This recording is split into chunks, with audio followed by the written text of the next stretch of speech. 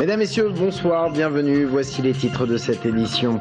Plus de 2 tonnes de cannabis saisies par les douanes de Tours sur l'autoroute A10. Les faits se sont déroulés hier soir. La drogue était dissimulée dans un camion en provenance d'Espagne et qui transportait des palettes de carottes. Les agents des douanes ont été interpellés par l'absence de réfrigération du camion. L'économie et le chômage, un des chantiers auxquels le chef de l'État est confronté. Signe de la morosité économique, l'intérim, il est en baisse entre mars 2012 et mars 2013. Il a chuté de 13% en région centre. Et puis MAP, M-A-P, c'est le nom d'une exposition qui vient de prendre place dans la cour de l'hôtel de ville de Tours. Une exposition d'architecture complétée de tables rondes avec la présence d'architectes internationaux. La première édition d'un rendez-vous qui comptera peut-être dans l'avenir. On ouvre donc ce journal avec cette saisie importante de cannabis sur l'autoroute A10. Elle a eu lieu hier soir. Les agents des douanes de Tours ont saisi plus de 2 tonnes de cannabis. La drogue était dissimulée dans un camion en provenance d'Espagne. Anaïs Michaud. Il est environ 18 h ce mercredi lorsque les agents de la brigade intérieure des douanes de Tours repèrent sur l'A10, au nord du péage de Sorigny, un poids lourd provenant d'Espagne. Plusieurs indices nous ont amenés à faire un contrôle approfondi, notamment un vif intérêt de la part de notre chien qui était très excité aux abords du camion. Donc on l'a monté dans la cargaison comme on fait régulièrement et là à plusieurs endroits il a marqué ce qu'on appelle marqué. Il gratte en général quand il y a des odeurs qui l'intéressent. Et à l'issue de ce marquage, donc on a procédé à un contrôle approfondi par un dépotage des marchandises qui étaient des carottes conditionnées dans des sacs de 10 à 20 kilos. Et on s'est rendu compte très vite qu'à l'intérieur de ces palettes, une cheminée avait été créée avec à l'intérieur des produits stupéfiants, de la résine de cannabis. À la clé, 2 tonnes 160 de cannabis, la plus grosse saisie de l'histoire de la brigade de Tours. Mais pour elle, le plus intéressant, c'est la suite qui sera donnée à cette intervention. C'était une cargaison qui était destinée au marché français, ce qui est quand même assez rare sur l'autoroute A10 où nous avons plutôt tendance à avoir des prises qui sont destinées à l'Angleterre. Donc avec un déroulement qui est beaucoup plus délicat à gérer, alors que là, donc nos services de police vont pouvoir enquêter et on espère que ça mettra à bas un certain réseau de trafic de stupéfiants. La police judiciaire va donc à présent enquêter sur cette affaire. Le conducteur du poids lourd, un Italien âgé de 58 ans, risque une amende équivalente à la valeur des stupéfiants, soit plusieurs millions d'euros, et des années de prison. Et dans le choix, c'est un réseau de revendeurs consommateurs de cannabis qui a été démantelé au bout d'une enquête de 8 mois. 20 personnes mises en cause, 3 sont actuellement dans les mains du parquet. On en vient à l'économie, à la situation du marché de l'emploi. Des points centraux de la conférence de presse du chef de l'État cet après-midi. François Hollande confronté à un chômage record, plus de 3 millions de chômeurs et une croissance en berne. Nous aurons tout à l'heure sur ce plateau la députée UMP Claude Greff pour réagir à l'intervention du président de la République. Elle est notre invitée ce soir. Mais on s'intéresse maintenant à un autre indicateur de la situation du marché du travail. Il s'agit de l'intérim. En un an, l'activité intérimaire a reculé de 13% en région centre entre mars 2012 et mars 2013. En Indre-et-Loire, le recours à l'intérim a chuté de 8,7%, de 22% en Loire-et-Cher. Secteurs les plus touchés par cette baisse au niveau régional, l'industrie et le commerce, avec des baisses comprises entre 16 et 19%. Le BTP, les services également, de moins 7 à moins 9%. Reportage dans une agence d'intérim de Tours, signé Sabrina Meloult.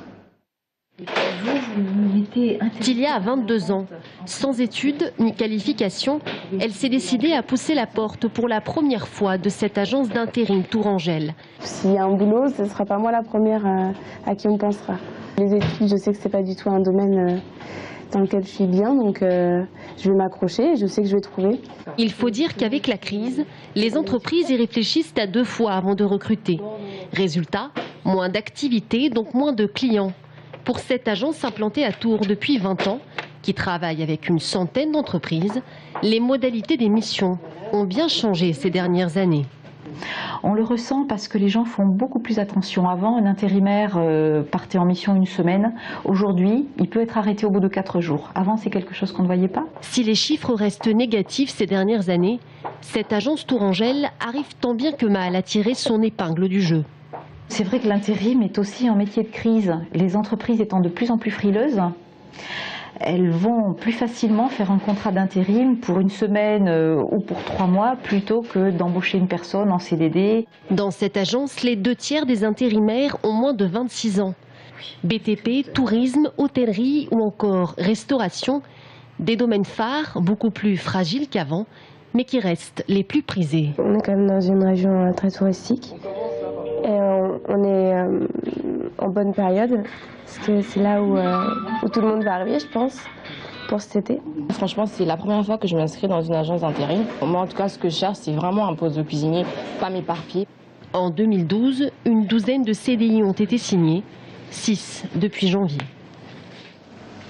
L'actualité sociale, elle concerne la Poste aujourd'hui avec un rassemblement à Tours devant le tribunal. Une quarantaine de postiers rassemblés à l'appel du syndicat Sud-PTT en soutien à Pascal Routy, le secrétaire départemental de cette section syndicale qui était convoqué cet après-midi pour injure publique envers un particulier, le directeur régional de la Poste en l'occurrence. Le syndicaliste a été mis en examen. On écoute son avocat, Maître Baron, il est au micro d'Aurélie Renaud.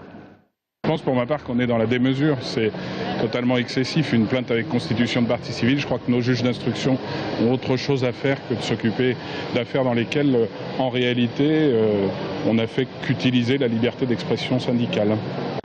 Inauguration en grande pompe aujourd'hui dans le quartier de la Rabière à Jouer-les-Tours. Le maire de la ville, les présidents de l'agglo, des conseils général et régional pour inaugurer la pépinière d'entreprise de ce quartier classé en zone de redynamisation urbaine. Un bâtiment qui accueille une quinzaine d'entreprises basées sur les services, l'innovation et qui ont un potentiel de développement ou qui créent de l'emploi. Ainsi, elles sont aidées à un moment où elles sont fragiles. 2,2 millions d'euros, voilà pour l'investissement public dans cette pépinière d'entreprise, à savoir que le quartier du Sanitas dispose également d'une pépinière d'entreprise. On vous parle maintenant de cette exposition qui s'est installée dans la cour de l'hôtel de ville de Tours. Une exposition sur l'architecture qui se tient jusqu'au 13 juin et intitulée MAP pour Mouvement Architecture Plurielle.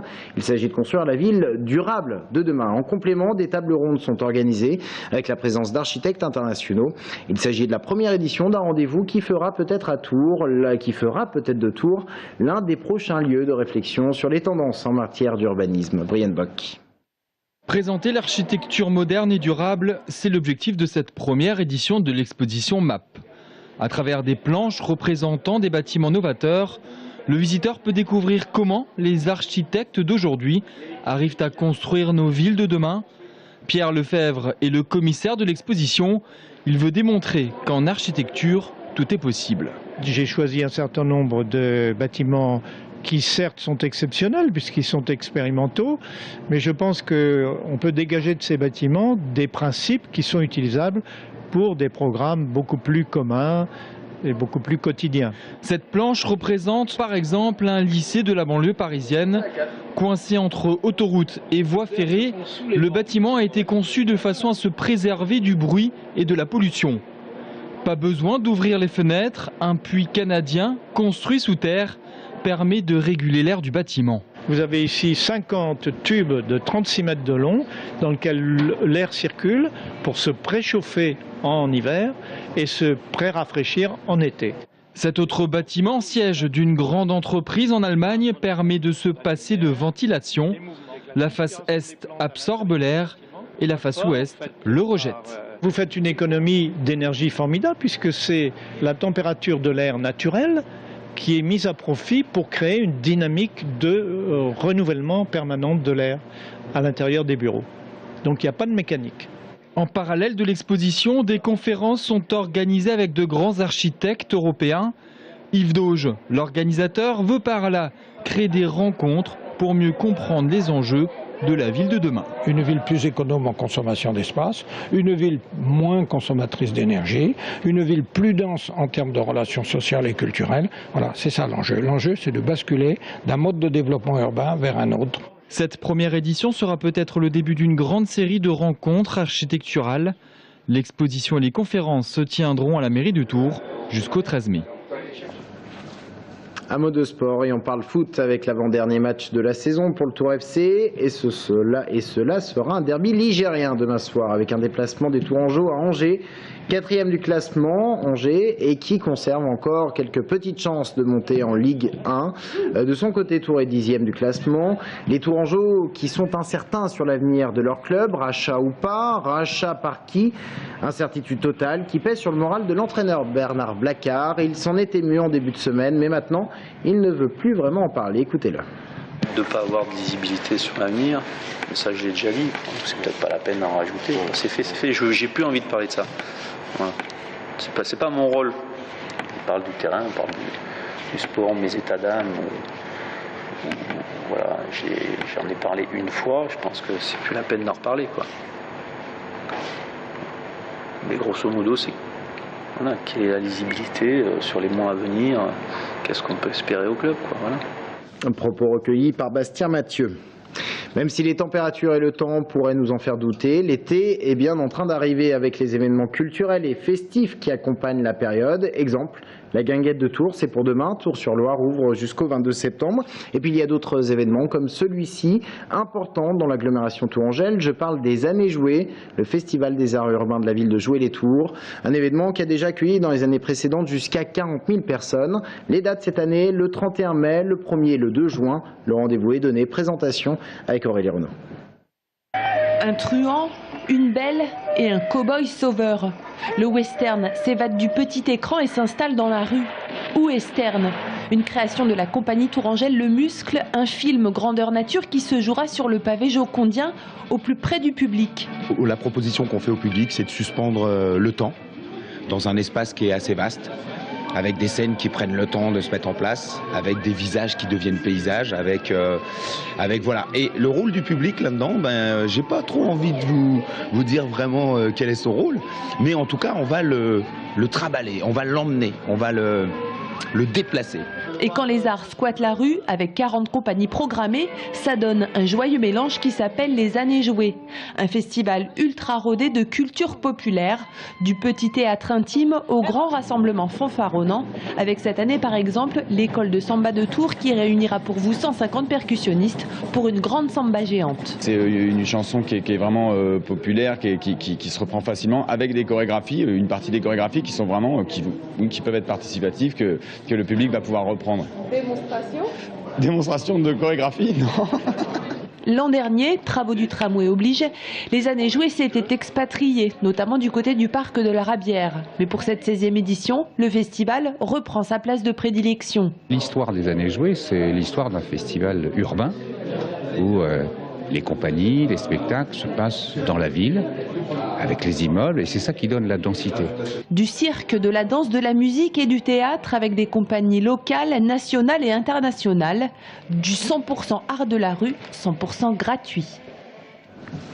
Fin de cette édition, merci de l'avoir suivi. Dans un instant, notre invité Claude Greff, reste avec nous.